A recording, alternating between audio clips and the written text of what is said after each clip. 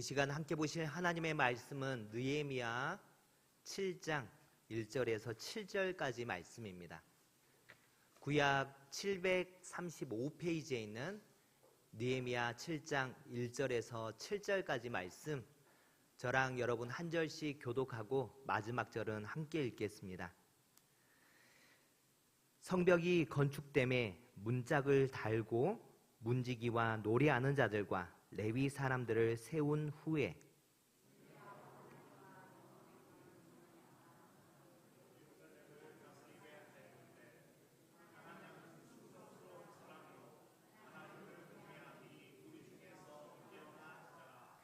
내가 그들에게 이르기를 해가 높이 뜨기 전에는 예루살렘 성문을 열지 말고 아직 파수할 때에 곧 문을 닫고 빗장을 지르며 또 예루살렘 주민이 각각 자기가 지키는 곳에서 파수하되 자기 집 맞은편을 지키게 하라 하였노니,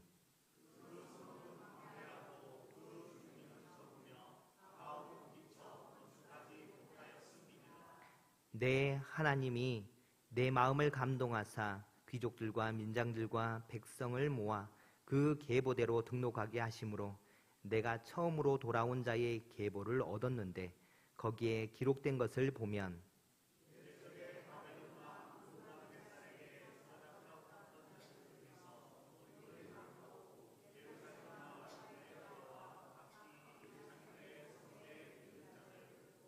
함께 읽겠습니다. 스룹바벨과 예수아와 느헤미야와 아사랴와 라함야와 나함아니와 모르드게와 빌상과 미스베렉과 비그웨와 느훔과 바나와 함께 나온 이스라엘 백성의 명수가 이러하니라. 아멘. 학교에 다니는 아이들이 새 학년이 되면 학교에 여러 가지 정보를 적어서 냅니다.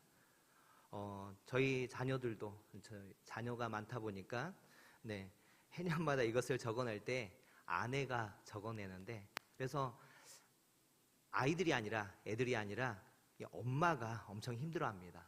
이것을 적어낼 때 특히나 힘든 것이 무엇이냐면 장래 희망을 적는 것입니다. 어떤 일을 하고 싶은가가 아닌 어떤 직업을 가지고 싶은가. 이 두 말이 비슷한 것 같지만 절대 같은 말이 아닙니다. 흔히 꿈, 비전을 이야기할 때 명사가 아닌 동사로 말하라고 합니다. 명사는 직업입니다.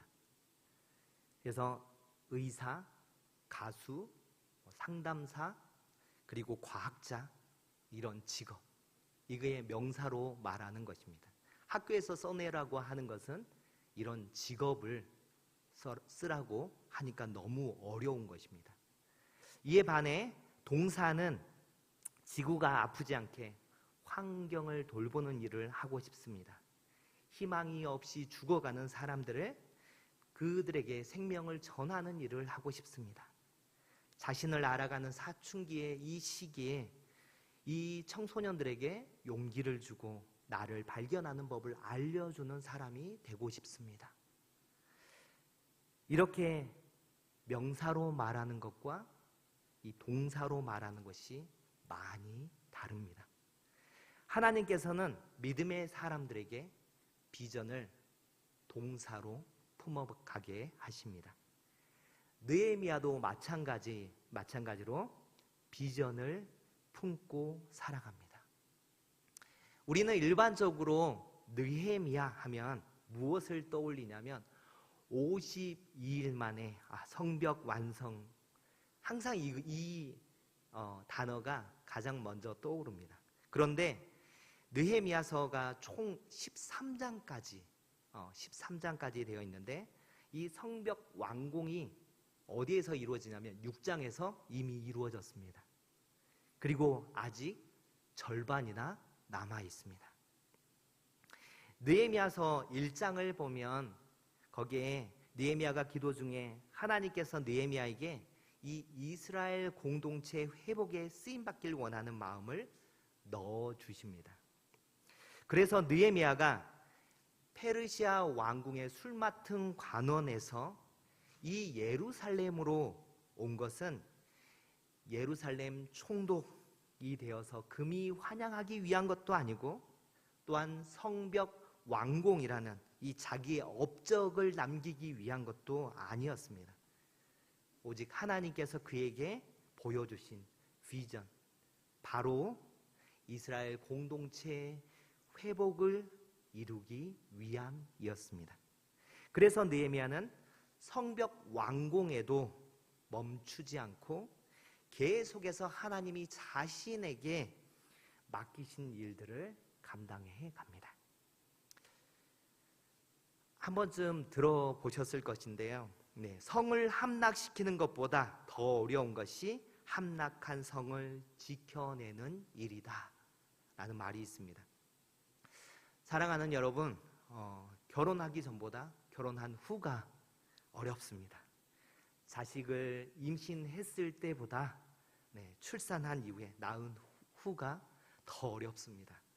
그리고 취직하기 전보다 취직한 후가 더 어렵습니다. 성공하기 전보다 왜 성공한 후가 더 어려울까요?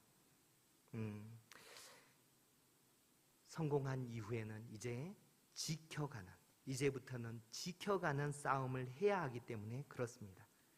아무것도 없을 때에는 밑 빠진 독에 물 붓듯이 계속해서 채워 넣는 것에 정신없이 그 일들을 해갔습니다. 그런데 이제 지킬 것이 생기면 이제 지키는 싸움이 시작됩니다. 지키는 자는 모든 것에 신중해지고 또한 모든 일이 치열해집니다. 왜냐하면 대충해서는 소중한 것을 절대 지킬 수 없기 때문에 그렇습니다. 예루살렘 성이라는 이 도시는 어떤 외형적인 건축물이 아니라 하나님의 백성이 모여 사는 믿음의 공동체를 말합니다. 그래서 느헤미야서 전반부에서는 사람들이 성벽을 위해 존재했다면 이제부터는 성벽이 사람들을 위해 존재합니다. 그리고 느헤미야는 믿음의 공동체를 잘 추스려서 하나님이 그들에게 원하시는 이 풍성한 삶을 살게 하려고 계속해서 비전을 따라 자기에게 맡긴 일을 찾아가는 것입니다. 오늘 느헤미야 7장 말씀을 통해서 느헤미야가 이 아름다운 공동체를 만들어갈 뿐만 아니라 어떻게 이제 지켜가고 있는지를, 지켜가는 방법을 오늘 말씀을 통해 알아가므로 우리 또한 우리 속에서 우리가 지켜가야 될 그것을 어떻게 지켜갈지 알아가는 저와 여러분이 되시기를 주님의 이름으로 축원합니다. 성벽 완공 이후에 느헤미야가 가장 먼저 한 것이 무엇일까요? 오늘 말씀 읽어봤는데 7장 말씀에 시작할 때에 그가 가장 먼저 한 일이 나옵니다. 무엇이냐면 사람을 세우는 일입니다. 하나님께서는 항상 사람을 통해 일하십니다. 그래서 느헤미야는 믿음의 공동체를 세워가는, 이 지켜가는 일에 가장 중요한 사람들을 먼저 세웁니다. 그들이 바로 누구냐면 문지기와 노래하는 자들과 레위 사람들입니다. 먼저 문지기는 말 그대로 이 성읍의 각 문과 성전의 문을 지키는 사람들입니다. 이들은 사람들을 살펴 적들의 은밀한 침입을 차단하고 자격이 있는 사람들만 들여보내는 임무를 맡고 있습니다. 문지기의 중요성은 아무리 강조해도 지나치지 않습니다. 역사의 기록을 보면 중국의 이 만리장성이 적의 침입을 받아서 4번 뚫렸는데, 그때마다 적군은 정면 돌파를 한 것이 아니라 어떻게 넘었냐면 이 문지기를 매수하는 방법으로 4번을 그렇게 만리장성을 넘습니다. 아무리 초롱성 같은 성을 쌓고 문을 달아도 그것을 지키는 사람들이 책임감 없고 무능하면 아무 소용이 없습니다. 거룩한 하나님의 성, 이 예루살렘을 지키는 문지기는 충성된 자로 체력과 판단력이라는 실력을 갖추고 항상 눈을 부릅뜨고 지켜야 합니다. 다음은 노래하는 자들과 레위 사람들입니다. 레위 사람들은 하나님의 성전에서 제사장들을 도와 필요한 여러 가지 성전 일을 맡아서 하는 사람들입니다. 노래하는 자와 레위 사람들, 무엇을 대표하는 사람들이냐면 하나님께 예배하는 일을 대표하는 사람들입니다. 이들이 하나님을 예배하는 일을 준비하고 인도하는 그 역할들을 담당한 사람들입니다. 느헤미야는 예루살렘 성읍을 지키는 것이 칼과 창에 있는 것이 아니라 하나님이 함께 하심에 있음을 믿었습니다. 그래서 누구보다도 예배 담당자들을 가장 먼저 세워갑니다. 이스라엘 백성들이 포로 생활에서 돌아와 적들의 무서운 방해에도 불구하고 이 예루살렘 성벽을 지은 것은 다른 것을 위한 것이 아니라 하나님께 예배하기 위함입니다. 예배란 하나님과 깨어진 관계를 회복하는 시간입니다.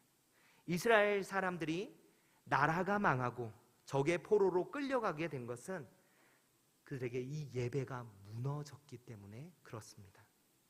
느헤미야가 예배를 담당할 이들을 제일 먼저 세운 것은 그의 삶의 우선순위에 있어서 하나님과의 관계 회복이 가장 중요하게 여겼기 때문에 그렇습니다. 성문을 지킬 문지기들과 예배를 맡을 사람을 이렇게 세운 느헤미야는 이어서 자신을 도와서 이 예루살렘을 다스려갈 행정 책임자들을 임명합니다. 느헤미야가 아마 심사숙고해서 세웠을 것인데 그 세운 사람이 친동생인 하나니와 영문의 관원이었던 하나냐, 이렇게 두 사람을 행정 책임자로 세웁니다. 사람 고르는 것이 아마 까다롭기로 소문난 이 느헤미야가 어떤 기준으로 두 사람을 예루살렘의 최고 행정 책임자로 세웠을지에 대해서 생각할 필요가 있습니다. 먼저는 느헤미야의 친동생인 하나니의 경우입니다. 흔히 친동생 하면 이제 생각나는 게 낙하산 인사, 그리고 친인척 특혜, 막 이런 부분들이 생각날 것 같은데, 하지만 하나니를 생각해 보면 이 페르시아 왕궁에서 느헤미야에게 무너진 예루살렘의 참상을 알려줬던 사람이 누구냐면 이 친동생 하나니입니다. 그가 예루살렘의 참상을 상세하게 전함으로 느헤미야로 하여금 예루살렘으로 오게 하는 통로로 그가 쓰임받았습니다. 어쩌면 느헤미야보다 이 동생 하나니가 이스라엘 공동체 회복이라는 이 비전을 먼저 보게 되었는지도 모르겠습니다. 하나님을 향한 믿음과 충성심, 그리고 그 자리에 합당한 자질을 갖추었기에 늘 코람데오의 삶을 사는 이 총독 느헤미야가 동생 하나니를 과감하게 그 자리에 세운 것은 절대 이상한 일이 아닐 것입니다. 하나니와 함께 예루살렘을 다스릴 또 다른 책임자는 누구냐면 이름이 비슷한데 하나냐입니다. 그는 영문의 관원이었습니다. 예루살렘 성읍 그 한 구역의 성체의 영문을 지키는 어떻게 보면 공무원이었는데 예루살렘 전체를, 한 도시의 전체를 다스리는 이제 행정 책임자로 승진되었습니다. 오늘 본문 2절을 보면 어떻게 얘기하냐면 하나니를 어떻게 이야기하냐면 충성스러운 사람이요 하나님을 경외함이 무리 중에서 뛰어난 자라고 이렇게 평가하고 있습니다. 여기서 충성되다 라고 하는 단어를 히브리 말로 무엇이라고 써져 있냐면 진리를 뜻하는 에메트를 사용합니다. 그러면 누가 충성된 사람인가? 하면 진리로 올바로 세워진 사람이 충성된 사람입니다. 하나냐는 하나님의 말씀인 이 진리 가운데 올바로 세워진 신실하고 진실한 사람이었고 지혜의 근원 되신 여호와 하나님을 경외하는 사람이었습니다. 느헤미야는 지도자를 세울 때 무엇보다도 이 두 가지를 가장 중요하게 여겼음을 알 수 있습니다. 자, 두 번째로 느헤미야가 한 일이 무엇이냐면 이제 방어 체계를 구축합니다. 성벽을 세웠고 이제 성에 방어 체계를 구축하는데 이 지도자를 세운 느헤미야가 예루살렘 사람들에게 이 적의 침입으로부터 예루살렘을 지켜가기 위한 행동 지침을 하달합니다. 우리 3절 말씀입니다. 3절 말씀 우리 함께 읽도록 하겠습니다. 시작. 내가 그들에게 이르기를 해가 높이 뜨기 전에는 예루살렘 성문을 열지 말고 아직 파수할 때에 곧 문을 닫고 빗장을 지르며 또 예루살렘 주민이 각각 자기가 지키는 곳에서 파수하되 자기 집 맞은편을 지키게 하라 하였노니. 원래 성문은 해가 뜨는 아침에 열고 그리고 해가 지는 저녁에 닫는 것이 일반적인 관례입니다. 그런데 느헤미야가 이 하달한 지침은 무엇이냐면 해가 중천에 떠 있는, 그래서 환하게 비치는 그 대낮에 성문을 열고 그리고 아직 해가 지지 않았을 때, 아직 날이 밝았을 그때에 성문을 닫으라고 그렇게 명하고 있습니다. 다시 말해 해가 밝을 때 낮에 그 짧은 시간, 아마 몇 시간 되지 않는 그 시간만 성문을 열라고 말하는 것인데 왜 이렇게 명령하고 있는 것일까요? 그것은 다름이 아니라 보안 때문에 그렇습니다. 그는 편의보다 보안을 중요시하는 방어 체계를 명령한 것입니다. 아직 이스라엘 백성들은 약합니다. 예루살렘을 노리는 대적들은 지금도 호시탐탐 그 틈을 엿보고 있는데 이들이 그것을 막아내기에는 너무나도 약해요. 그 상황들을 고려해서 사전에 미리서 철저하게 대비하기 위하여 이 명령을 하달한 것입니다.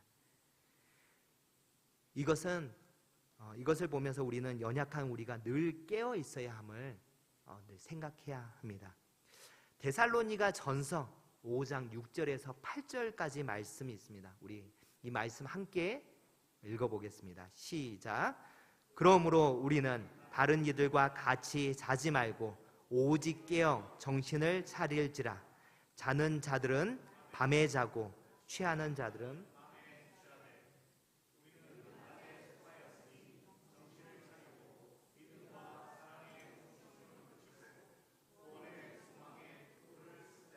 아멘. 느헤미야는 성문 여닫는 지침에 있어서 모든 백성들로 하여금 각각 교대로 파수할 뿐만 아니라 특별히 자기 집 맞은편을 지키게 합니다. 백성들이 성벽을 짓는데 집중하다 보니까 거주하는 집들이 지어지는 것을 이렇게 소홀히 할 수밖에 없었습니다. 그래서 예루살렘 성읍은 큰데 이것을 지켜갈 사람들 뿐만 아니라 그들이 거주할 민가 주택이나 그리고 거주민들이 너무나도 적었습니다. 이 때문에 성읍을 지키는 일에 성읍에 사는 모든 사람들이 나설 수밖에 없었습니다. 그래서 느헤미야가 모든 사람을 교대로 파수하게 하고 특별히 자기 집 앞을 그들이 자기 집 앞은 자기들이 지키도록 한 것입니다. 그렇게 한 사람 한 사람 하여금 공동체의 책임 의식을 갖게 하고 함께 예루살렘을 지켜가는 일에 모두를 동참시킵니다.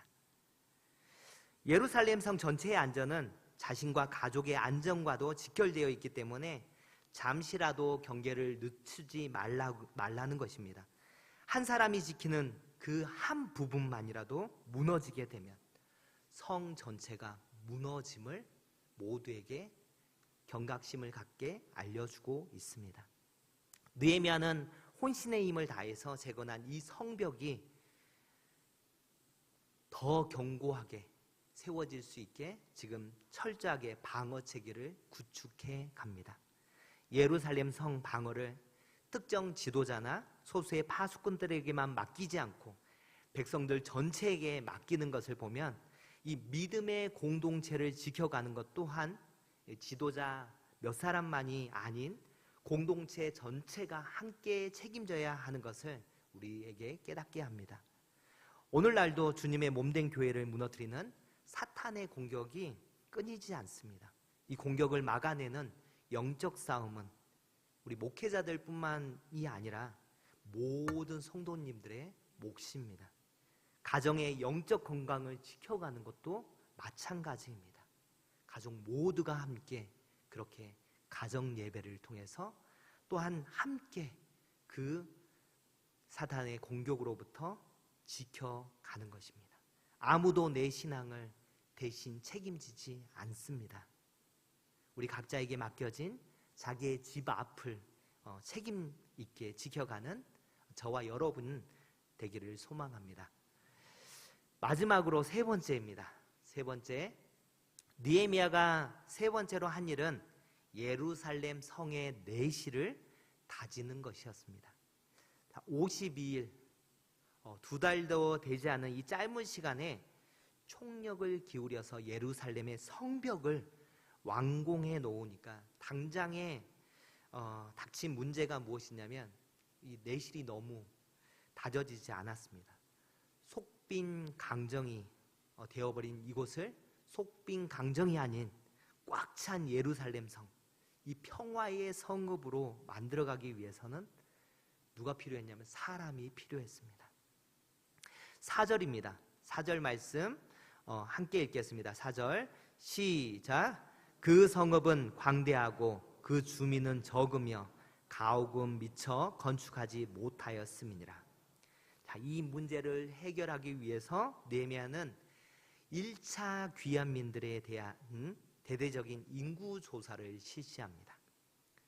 바벨론 침공으로 3차례에 걸쳐서 바벨론의 포로로 이렇게 끌려갔는데 귀환하는 것도 3번에 걸쳐서 그 귀환이 이루어집니다.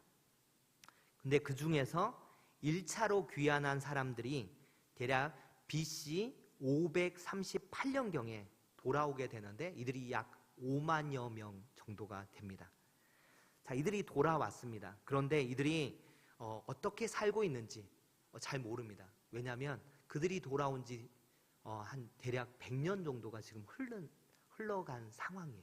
이게 100년이라는 시간이 흐르다 보니까 잘 알 수 없어서 이제 이들이 어떠한 상황 가운데 있는지 정확하게 파악하기 위해서 인구조사를 실시합니다.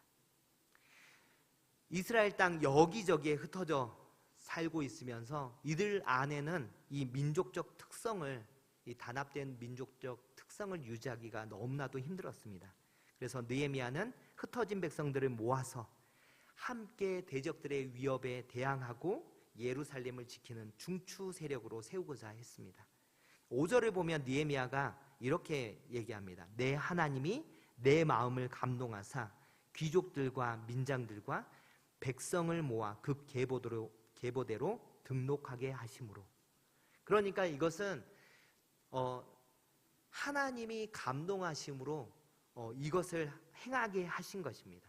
여기서 감동이라는 뜻은 히브리어 단어로 나탄이라고 하는데 이 뜻이 무엇이냐면 하나님의 초자연적인 능력과 지혜가 내게 임했다. 그러니까 하나님이 그 감동하심으로 지금 무엇을 하게 하십니까? 인구조사를 하게 하는 거예요. 아마 성벽 재건할 때 이미 느헤미야는 이 문제를 알고 계속해서 기도해 왔을 것입니다.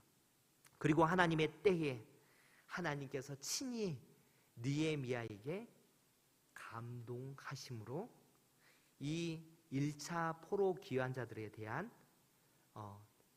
이 인구조사가 이루어질 뿐만 아니라 하나님이 그때에 또한 1차 귀한 자들의 명단을 얻게 하십니다. 자, 명단이 참 읽을 때 아까 7절 말씀 이름이 참 어렵죠. 이걸 다 읽을 수는 없었고 이렇게 명단들이 쭉 나옵니다. 그 나온 마지막 절에 73절에 인구조사가 이렇게 파악된 1차 귀환민들이 다 자기들의 성읍에 거주하였다라고 기록되어 있습니다. 그들은 예루살렘이 아닌 자기 고향 다른 지역에서 생활하고 있었던 것입니다.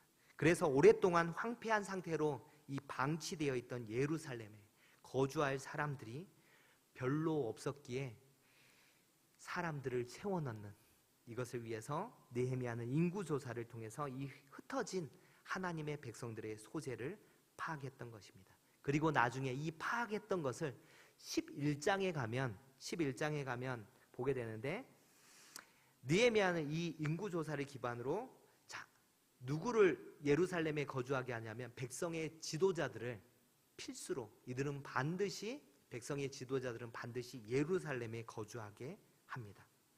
그리고 그 남은 백성들 중에서는 가문을 따라 제비를 뽑게 합니다.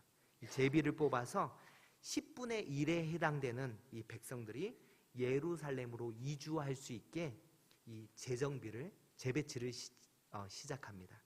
그리고 스스로 자원하는 사람들을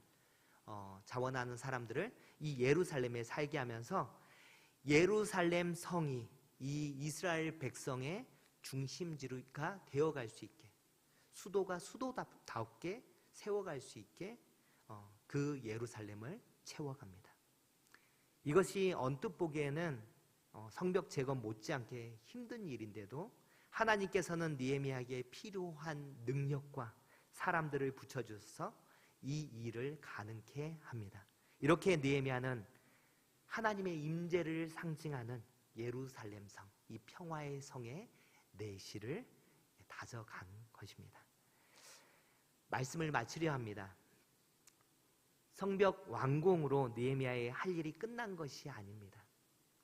하나님께서 그에게 품게 하신 이스라엘 백성의 이 이스라엘 공동체의 회복이라는 비전을 위해서 그는 사람을 세우고 방어 체계를 구축하고 예루살렘 성읍의 내실을 다져간 이 중요한 일들을 통해서 무너졌던 믿음의 공동체가 다시 회복하는 일에 쓰임 받습니다.